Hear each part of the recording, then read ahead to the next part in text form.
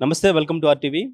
దాదాపు 150కి పైగా చిత్రాల్లో విలన్‌గా నటించి మనల్ని అలరించినటువంటి ప్రదీప్ రావత్ నిన్న అనారోగ్య కారణంతో కన్నుమూశారు. తెలుగులో ఆయన ఆఖరి చిత్రం 'గాయపడ్డ సింహం'. ప్రస్తుతం మనతో పాటు 'గాయపడ్డ సింహం' డైరెక్టర్ శ్రీనివాస్ కశ్యప్ ఉన్నారు. ఒకసారి ఆయన 'గాయపడ్డ సింహంలో' క్యారెక్టర్ చేస్తున్నప్పుడు ఎట్లా ఉండేది? ఆయన జర్నీ గురించి, ఆయన షూటింగ్ టైంలో ఎట్లా ఉండేది? ఇవన్నీ కూడా కొన్ని విషయాలు అడిగి తెలుసుకునే ప్రయత్నం చేద్దాం. హలో అండి. హాయ్. హాయ్. నిజంగా 'గాయపడ్డ సింహంలో' ఆయన క్యారెక్టర్ అంటే చాలా రోజుల తర్వాత చూసినప్పుడు మాకు మళ్ళీ ఒకసారి 'భిక్షు యాదవ్', 'రాజ్ బిహారీ' అలా అనిపిచ్చింది. బట్ ఆయన ఒక సీరియస్‌గానే కామెడీ చేస్తూ చేస్తున్న క్యారెక్టర్ 'శ్రీ విష్ణు' గారికి ఫాదర్‌గా చాలా అనిపిచ్చింది. కానీ ఇది ఆయన ఆఖరి చిత్రం అవుతుందని మేమెవరు గూడా ఎక్స్‌పెక్ట్ చేయలేదు. సో, ఆయనకి సంబంధించి షూటింగ్ టైమ్‌లో ఎలా ఉండేది? ఎన్ని రోజులు షూట్ చేశారు? అంటే బ్లడ్ క్యాన్సర్ అంటున్నారు. అప్పుడు ఆయన హెల్త్ గురించి మీకేమైనా అప్డేట్ ఏమైనా ఉందా? ఆయనేమైనా చెప్పారా? మేము షూట్‌లో ఉన్నప్పుడైతే హి వాస్ ఎక్స్‌ట్రీమ్‌లీ ఫిట్. అసలు ఆయన ఫిట్‌నెస్ గురించి మాట్లాడుకునేవాళ్ళం. మేము గూడా జోక్‌గా ఆయన చూడరా ఆ ఏజ్‌లో అంత ఫిట్ ఉన్నారు. మనం ఎట్లున్నాం అని జోక్ చేసుకునే పాయింట్‌లో ఉండింది. అండ్ అసలు ఎక్కడ గూడా మాకు ఆ చిన్న హింట్ కూడా లేదు. అంటే ఆయనకి అప్పటినుంచి ఉందా ఏంటి మనకి అసలు ఏ ప్రాబ్లమ్ ఉందో తెలీదు గానీ, మేము అసలు ఆయన 73, 74 ఆ ఏజ్ లాగా మాకెప్పుడు ఆయన ఆయనెప్పుడు అలా అనిపియలేదు. అండ్ మేము మా షాట్స్ కూడా నడిచేవి ఉండినాయి. సో, ఆయన ఎక్కడో కూడా ఇప్పుడు మనకు తెలిసిపోతుంది గదా! ఇప్పుడు ఒక ఒక పర్సన్ వీక్ ఉన్నాడు, సరిగ్గా అవ్వట్లేదు అనేది తెలిసిపోతుంది. కానీ అది ఎక్కడ మాకు హింట్ లేదు. సో, అందుకని మాకు ఇంకా ఎక్కువ షాకింగ్‌గా ఉంది. ఎందుకంటే మేము రీసెంట్‌గానే అంటే ఏదో నిన్న పని చేసినట్టుంది. 6 మంత్స్ అయింది, 7 మంత్స్ అయింది గానీ, బట్ అదేదో ఎక్ టీమ్ అందరం గూడా మేము పొద్దున మాట్లాడుతూ నిన్న జేడీ గారు గూడా కాల్ చేసి "ఏంటి కశ్యప్ ఇలా ఏదో జస్ట్ నిన్ననే షూట్ అయింది" అనే ఫీలింగ్‌లో ఉన్నాము. సడెన్‌గా ఏంటి అని అందరూ షాక్‌లోనే ఉన్నాం. సో, ఆయనతో సీ తెలుగులో మనకి మన జనరేషన్ అందరికీ ఆయన చిన్నప్పుడు విలన్. ఆయనకి మనకు గుర్తొచ్చే విలన్ 'అమరీష్ పురి' తర్వాత నాకు తెలిసి మనకి భయపడింది ఆయనకే. సో, అలాంటి ఆయనతో మనం ఆహ్, ఆ ట్రిబ్యూట్ లాగే మేము ఏమనుకున్నాం అంటే కథ రాసుకున్నప్పుడు ఏ రోల్ ఎలా ఉన్నా కూడా కొన్ని రోల్స్ ఎస్పెషల్లీ ఈ రోల్ ఇది ఆయనే చేయాలి అని ఫిక్స్ అయ్యి ఆ గెటప్ కూడా మనకి నచ్చిన 'ఛత్రపతి' గెటప్. పేరు కూడా ఇందులో 'భిక్షు దాస్' అని. సో, 'భిక్షు యాదవ్‌ని' 'భిక్షు దాస్' చేసి సో, చెప్పాలంటే ఆ పర్టిక్యులర్ మనకి ఇష్టం ఏదైతే ఉందో దాన్ని ఒక ట్రిబ్యూట్ లాగే చేసాం గానీ అది లిటరల్లీ లాస్ట్ ఫిల్మ్ తెలుగులో ఆయనది ఇదే అవ్వటం అనేది అలా అలా అనుకోలేదు. ఆయన ఎంజాయ్ చేస్తూ చేశాడు. ఆయన షూట్ అయిపోయాక కూడా నాకు వాయిస్ నోట్ పెట్టారనమాట. बहुत मज़ा आया आपसे काम करने में और फिर करेंगे సార్ అని. ఆయన ఇప్పుడు మనం ఎంత యంగున్నా ఆయన సార్, సార్ అని పిలుస్తూ అంటే చాలా ప్రొఫెషనల్‌గా ఉంటూ అండ్ ఎస్పెషల్లీ వాళ్ళ మేనేజర్ 6-6 అని చెప్పినా కూడా మాకు 2 డేస్ 8 వరకు అయింది. అంటే 9 వరకు మా కాల్ షీట్ ఉన్నా కూడా ఆయన 6 స్కిప్ చేసి పంపించేయమన్నట్టే అడిగేవాళ్ళు. కానీ ఆయన అసలు ఆయన ఎనర్జీ అలా ఉండేది కాదు. 8 వరకు పనిచేసేవాళ్ళు అసలు. 6-8 ప్రాపర్ మార్నింగ్ 8 కల్లా వచ్చేసేవాళ్ళు. రెడీ అయ్యి 9 నుంచి రెడీ.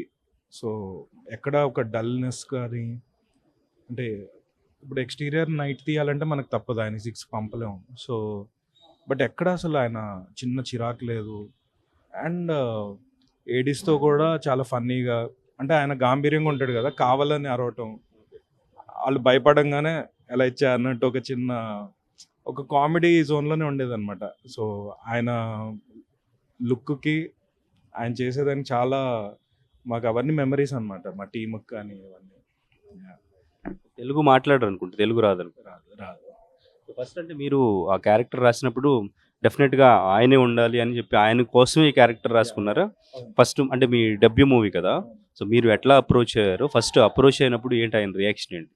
సో, ఇనిషియల్‌గా మేనేజర్స్ ద్వారా కనెక్ట్ అయ్యి ఫోన్‌లో నరేట్ చేశాను. ఫోన్‌లో ఆయన నరేట్ చేయంగానే అసలు 5 మినిట్స్ ఆయన చెప్పంగానే నవ్వేశాడు. ఏంటి అంటే ఎస్పెషల్లీ బ్లాక్ మ్యాజిక్ దానికి ఆయన స్ట్రక్చర్ చెప్పంగానే గట్టిగా నవ్వేసి మజా ఆ గయా సాబ్ మజా ఆ గయా. బహుత్ దిన్ హో గయా ఏ క్యారెక్టర్ కర్కే బహుత్ అచ్చా హై అంటూ ఫుల్ ఆయన ఎక్సైట్ అయిపోయాడనమాట. ఎప్పుడు షూటింగ్ అని అడిగేవాడు. సో డైరెక్ట్ ఫోన్లో కాంటాక్ట్, తర్వాత ఇక్కడికి వచ్చాక డైరెక్ట్ షూట్కి ముందు రోజు కలిసాం. ఆయన అసలు అంటే దీంట్లో కొంచెం ఆల్రెడీ రెఫరెన్సెస్ ఉన్న చంద్రమోహన్ గారి రెఫరెన్స్ ఉంటే అది చూపిగానే ఇట్లా చూసి బహుత్ కమాల్ కియా అంటే ఆప్ కర్నా హై సార్ అంటే ఇట్లా చూసేవాడు అనమాట, ఇది ఇప్పుడు నేను చేయాలని. సో స్పోర్టివ్ అండ్ చాలా సపోర్టివ్ అండ్ ఆ ఏజ్కి ఆయన అంత ఫిట్గా ఉంటూ అంత ఎనర్జీ లెవెల్స్ మెయింటైన్ చేయడం అంటే మన వల్ల అయితే కాదు. ఆయన షూట్ అయ్యే వరకు ఇక్కడే ఉన్నారా? అండ్ షూట్ అంటే స్కెడ్యూల్స్లో చేస్తాం కదా, ఓ 2-3 డేస్ ఒకసారి, ఇంకో 2-3 డేస్ అంతే వచ్చి వెళ్తుంటారు. కరెక్ట్ ఆ షూట్కి ముందు రోజు వచ్చి షూట్ అయిపోయిన రోజు వెళ్ళిపోయారు. ఎప్పుడు షూట్ చేశారు? Almost last year ending start. So అప్పటికి అంటే మీకు హెల్త్ ఇష్యూ గురించి కానీ ఆయన ఏదైనా మెడికేషన్ తీసుకోవడం ఇటువంటిది అదేం అప్డేట్ కానీ ఇంకేం లేదు అసలు ఏది అసలు ఆయన ఉన్న ఫిట్నెస్కి అడగం కూడా, ఏం సార్ బాగానే ఉందా అని అడగక్కర్లేదు ఆయన చూస్తే. ఆయన ఎస్పెషల్లీ మేము కూర్చున్నప్పుడు కూడా ఆయన ఫిట్నెస్ గురించి, హెల్త్ కాన్షియస్. అండ్ ఇప్పుడు ఏదైనా చాలామంది ఏవేవో తీసుకుని ఫిట్ అవుతున్నారు, అలా చేయకూడదు, మనం ఆర్గానిక్గా ఫిట్ అవ్వాలి, ఇట్లాంటివి మాట్లాడేవాళ్ళు. సో చాలామంది ఏవేవో స్టెరాయిడ్స్ తీసుకుంటారు, కండలు ఫేక్, అవి నాది అది కాదు, ఒరిజినల్ ఆర్గానిక్ అన్నట్టు అలాంటివి కూడా చెప్తుండేవాళ్ళు. So end of the day మనకు తెలియదు ఎప్పుడు ఎలా ఉంటుంది అనేది. ఆయన అంటే మన తెలుగు ఇండస్ట్రీకి సంబంధించి ఆయనకి ఎంత మంచి పేరు తీసుకొచ్చింది ఇక్కడ ఆయన విలన్గా చేసిన క్యారెక్టర్లకు సంబంధించి, దీని గురించి ఎప్పుడైనా మాట్లాడడం కానీ రాజమౌళి గారు ఇచ్చిన క్యారెక్టరైజేషన్స్ గురించి ఏదైనా జరిగిందా?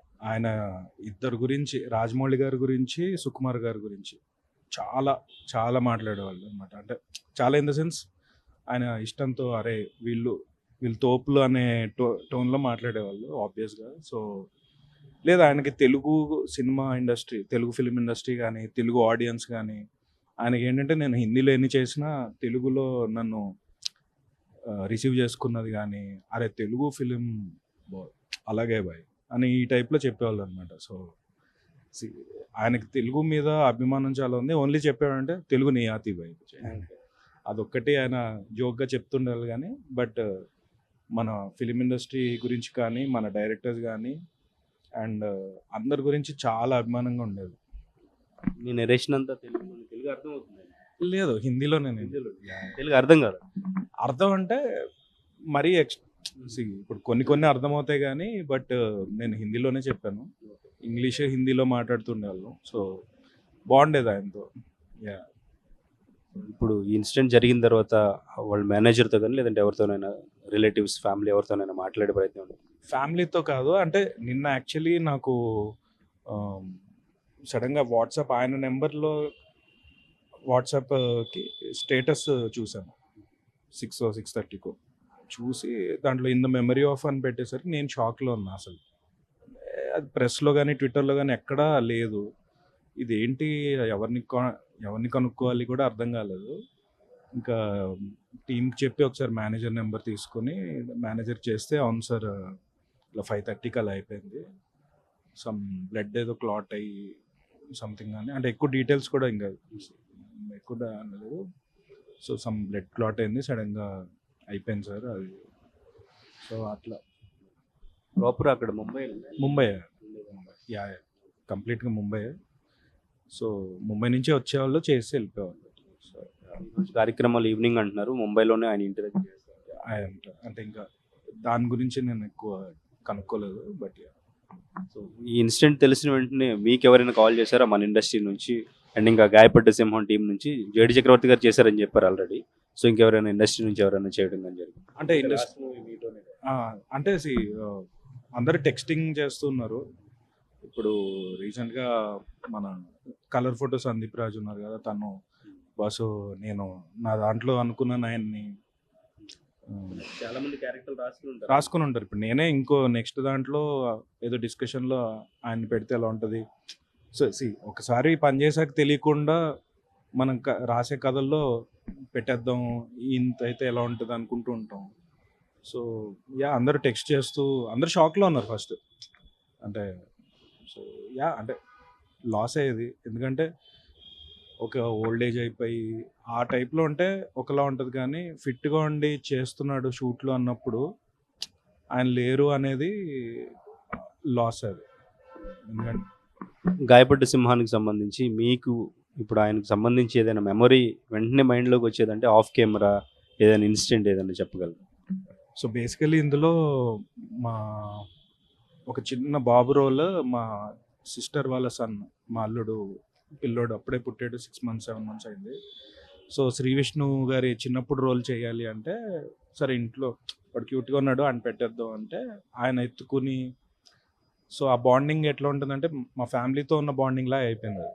ఆయన ఎత్తుకుని వీడు భయపడట్లేదు, వాడు చూసి ఆయన बच्चे मुझसे डरते राक्षस जैसा दिखता हूँ ना, तो बच्चे मुझसे देख के डरते हैं, ये नहीं डर रहा है అని ఇట్లా వాడిని పొగుడుతుండేసరికి మా ఫ్యామిలీ అందరూ కూడా కొంచెం అటాచ్ అయిపోయారు ఇప్పుడు నిన్న. సో అదొక్కటి మెమరీ చాలా. ఎందుకంటే మా ఫ్యామిలీలో ఒక చిన్న బాబు, వాడిని కూడా ఆయనతో ఇన్వాల్వ్ అయ్యి ఆయనతో వర్క్ చేసిన ఇది ఒక చిన్న. సో ఇంట్లో వాళ్ళు కూడా మా డాడీ కూడా నిన్న అదేంటారు అలా అయిపోయిందని ఒక అందరూ ఒక చిన్న షాక్లో ఉన్నారు. మా సిస్టర్ కూడా ఇవాళ అది అయ్యో అట్లా అయిపోయిందా అన్నట్టు. సో తెలియకుండా ఒక చిన్న ఆఫ్ స్క్రీన్ మెమరీ అదనమాట మాకు. Yeah. So any given day మనకి ఐకానిక్ క్యారెక్టర్స్ అన్నీ, మనకు గుర్తుండే క్యారెక్టర్స్ అన్నీ ఇచ్చారు. అండ్ నాకు పర్సనల్గా ఆఫ్ స్క్రీన్ ఆన్ స్క్రీన్ రెండు ఒక మెమరీస్ ఇచ్చి ఆయన వెళ్ళిపోయారు. సో ఆయన ఎప్పుడు మన జోన్లోనే ఉంటారు మనకి. అండ్ థ్యాంక్ యూ చెప్పాలి ఆయన మనకి ఇచ్చిన contribution. And yeah, rest in peace.